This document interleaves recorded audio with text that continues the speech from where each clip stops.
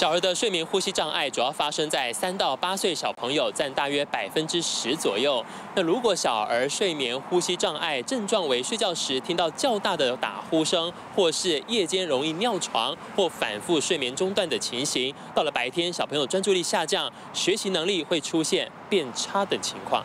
睡眠对于儿童的健康及生长有很大的关联。俗话说“几眉大几寸”，长期睡眠不足会影响到生长激素的分泌，造成发育迟缓，身材比同年龄的人都还要矮小，并且可能导致过动、暴躁、情绪易怒、注意力不集中、学业成绩不佳等等的状况。家长带来耳鼻喉科诊间，我们会先看一下理学检查，检查一下小朋友的口腔是否有扁桃腺肥大，或者是鼻腔有没有鼻塞问题或腺样体肥大等等的问题。另外会做 X 光或者鼻咽内视镜的检查为辅助。有必要的话，我们会做睡眠呼吸生理检查，看小朋友的睡眠呼吸障碍是否有达到一个睡眠呼吸中止症的问题。在呼吸道的部分呢，也会因为上颚骨的上面就是鼻腔，我们如果成功的让上颚骨因为上颚牙弓扩张而扩大，鼻腔的体积呢也有机会进而增加，降低呼吸中止症的机会，甚至有可能改善鼻呼吸道，使得鼻塞的情形下降。阻塞型睡眠呼吸中止症常见的治疗方式包括合适的药物可以治疗鼻塞，对于体重过重的病人也会建议减重，对于合适的病人有可能可以建议侧睡等方式。目前常见的有效治疗包含了有鼻过敏的药物治疗、腺样体及扁桃腺手术、口咽肌肉的功能训练，或者是上颚牙弓扩张的矫正治疗。儿童阻塞型睡眠呼吸中止症是一种睡眠呼吸疾病，大约有5到10% 的小朋友会有这样的问题。由于我们呼吸时空气会经由鼻腔、鼻咽、口咽，如果小朋友有过敏的这个情况，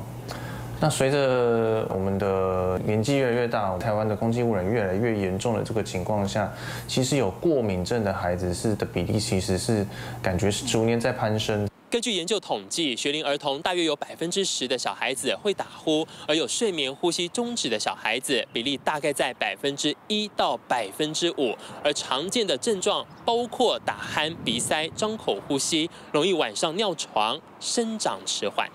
矫正医师在小儿睡眠呼吸中止症的患者能提供的治疗呢，主要分成下面2类，一类呢是上颚扩弓，另外一类呢是引导下颚向前生长。在上颚较为狭窄的患者，从咬合面看起来呢，牙弓会呈现较为 V 字形，前牙的角度呢也会因为牙弓的形状较尖，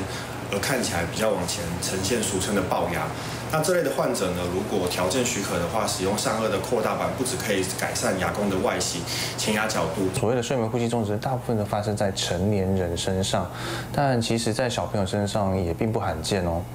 那会发生这样子的一个问题，主要就是在一些有结构上异常的一些小朋友，比方说他可能有一些鼻子，或者是鼻咽部的那些结构上的异常，或者是说他有一些鼻息肉。